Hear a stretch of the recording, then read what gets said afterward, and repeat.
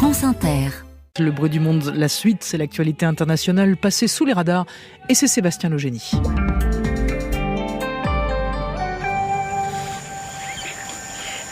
Nous sommes dans les forêts amazoniennes du Brésil, Sébastien, où la justice vient d'ouvrir une enquête pour génocide. Oui, au cœur de cette enquête, il y a la communauté indigène Yanomami. On en a parlé ici même dans un reportage en septembre dernier. 30 000 autochtones qui vivent tout au nord du Brésil, à cheval sur la frontière avec le Venezuela.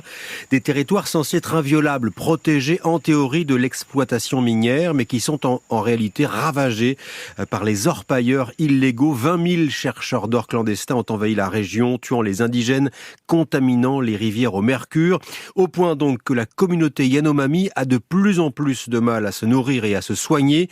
Et il y a 2 semaines, le ministère de la Santé brésilien a annoncé que l'an dernier, 99 enfants de moins de 5 ans étaient morts de malnutrition.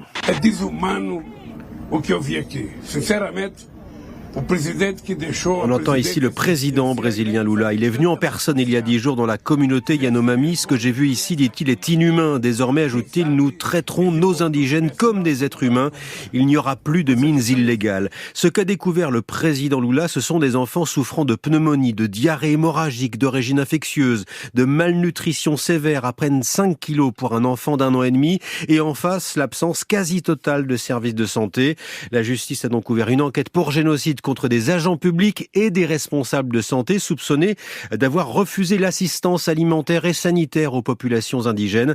43 militaires ont été limogés, nommés sous Jair Bolsonaro, accusés de ne pas avoir protégé les droits des autochtones. Et nous partons pour le nord de l'Inde, l'Himalaya, où une ville de 20 000 habitants menace à tout moment de s'effondrer. Et cette ville de montagne s'appelle Joshimat, située à 1800 mètres d'altitude, pas loin de la frontière avec la Chine. Et depuis des mois, les habitants alertent les autorités sur l'apparition de fissures énormes sur près de 700 maisons et sur les routes.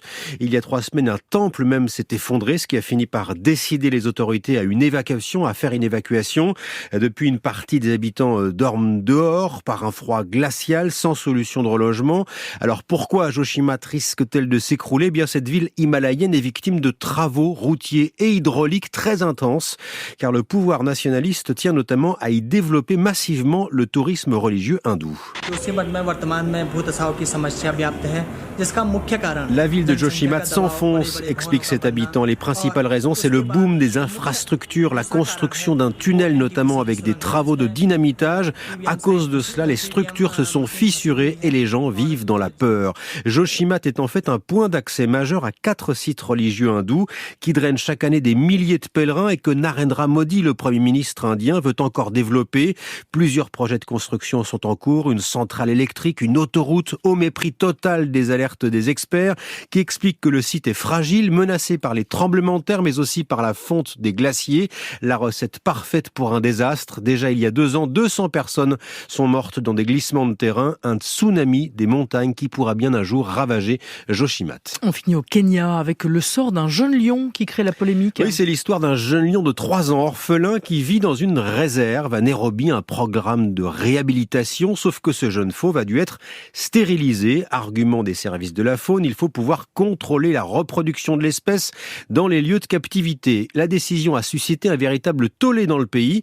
Certains Kenyans demandant de relâcher le félin dans la nature pour qu'il se reproduise en toute liberté afin d'accroître la population des lions en voie de disparition au Kenya. Mais les autorités chargées de la vie sauvage ont expliqué que le remettre en liberté serait dangereux pour l'animal. Élevé au biberon, il a perdu son instinct naturel. Relâché dans la nature, il serait trop vulnérable.